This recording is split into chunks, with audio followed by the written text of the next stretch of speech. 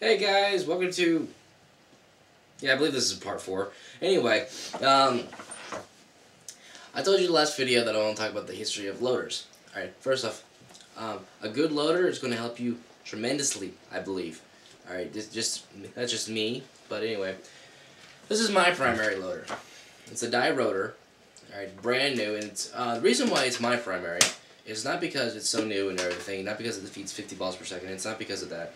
It's because of its design. In here, this black thing, I don't know if you're able to see it against a black background, this black thing right here spins this way, alright, well this red thing in here spins this way.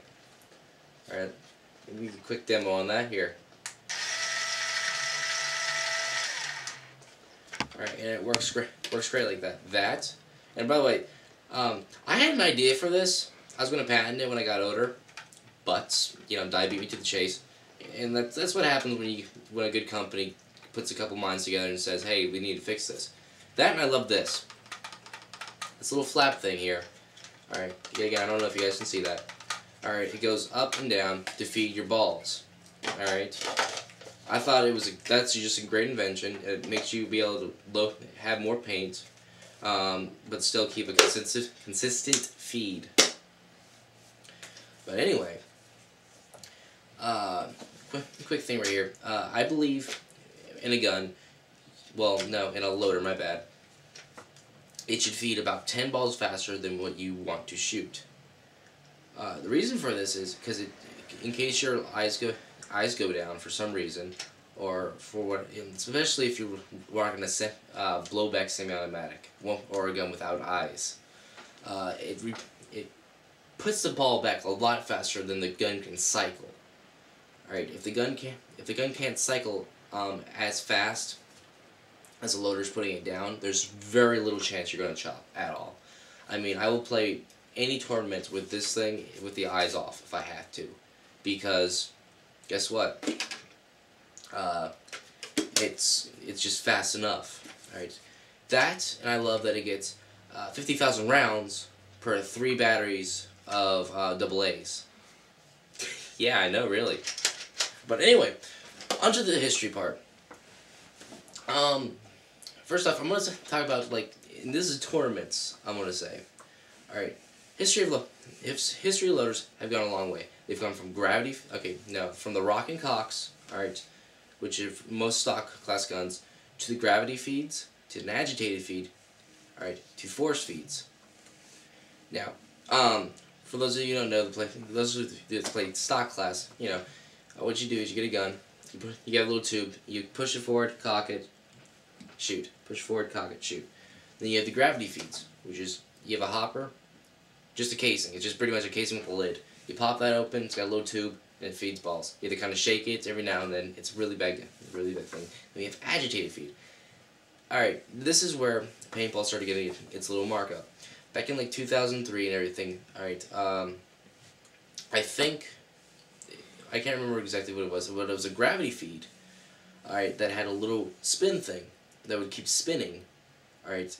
I think due to sound, it would keep spinning and spinning about 7 balls per second, 8 balls per second. It's fairly consistent, I'd say. Fairly consistent. It would help for especially people in MPPL keep up with their gun and shoot lanes. Then Viewloader decided they're gonna kick it up a notch and introduce the egg. For those of you who don't know, the egg is evolution. It just looks like an egg, so everybody calls it an egg. They brought out the egg, and I personally hate that kind of hopper with a fiery passion, just because it's so back heavy. And I tilt my hopper. Some people don't. I do. I tilt my hopper, and I can just see that thing's going, and slowly coming to a rest right there, which pisses me off. It's one of those things. I hate that. But anyway, they brought out the egg. Fed about 18 balls per second, consistently too, which was a bonus, and everybody loved that. It holds about 200 balls, and yet again, everybody just loved this. It was a huge hit, alright, and everybody had it. Everybody either had the original, you know, agitated feed hopper, where they had the egg. The egg was like state of the art. Everybody wanted it. Everybody loved it. All right. Then Odyssey came around. All right, with the Halo design. Now Odyssey, I believe, is owned by Empire.